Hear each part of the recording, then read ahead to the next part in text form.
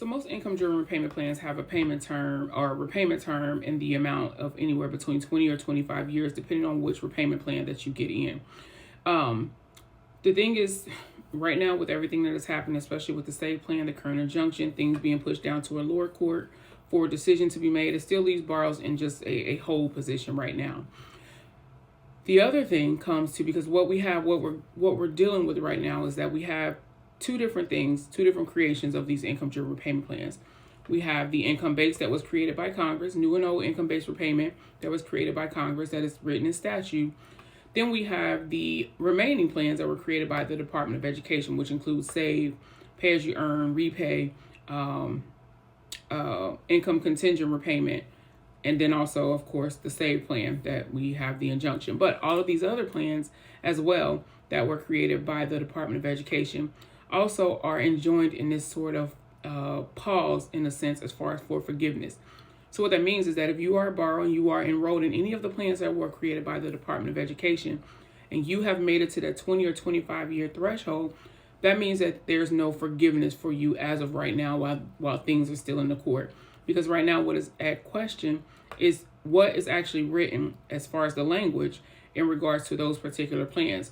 Did Congress actually create a forgiveness part? Does it actually say in the statute that under these particular plans, that after that 20 or 25 year of repayments, that a borrower is supposed to be, the remaining portion of the loan is supposed to be forgiven? And I actually have a video, one or two back, where I actually talk about that and show you the statute that you can actually look at the language. But for some of you who are just kind of like, okay, I don't know which plan, I don't know how many payments I've made. For some of you, there is an income-driven repayment tracker that is already installed in your student aid account. You have to log into studentaid.gov and you'll be able to see that tracker. Some of you may not actually see it, and that could be for one or two reasons. You're not actually enrolled currently in an income-driven repayment plan, or it just has not gotten its way to updating your particular account. I've actually seen a few where the income-driven repayment tracker is not actually in the account due to the fact they're not even due to a borrower not being enrolled in an income-driven repayment plan. But the Biden administration did release a statement on the 16th of January prior to their exit that every single borrower should already have all of their accounts updated. So if you're able to see the income-driven repayment tracker in your account, then you should actually see an updated version of all of your qualifying payments toward each plan. But just remember right now, if you are considering transferring out of SAVE plan and you're considering going into pay-as-you-earn or income contingent repayment, just know that if you are someone that is at that 20 to 25 year mark, that your loans will not be discharged. Currently, as it stands, those plans are actually enjoined in that SAVE injunction. So if you are at that 20 to 25 year mark, then your loans will not be discharged until things work its way through the court, while they question the legality of discharging students at that 20 to 25 year mark. Now, it's different.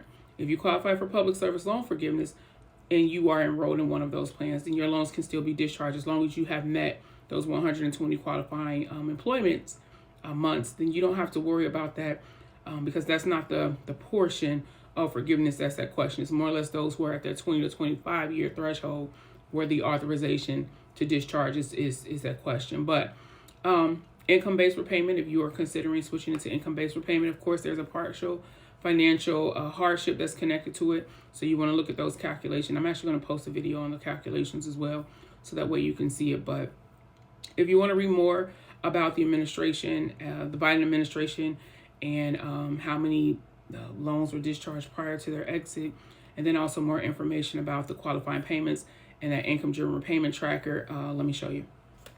So this is on the Department of Education's website, and you can see that it was released on the 16th of January.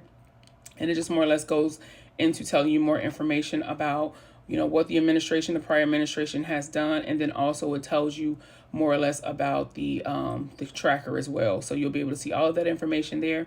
And then also, if you want to get more information on, as far as state-wise, it tells you about borrower's defense applications, PSLF, all of these who were approved for forgiveness. But they also have a breakdown as well, where you can look and see a state-by-state breakdown of how much has been discharged and what the balances were. I hope that all of this helped y'all, and good luck. Let me know if you need any help.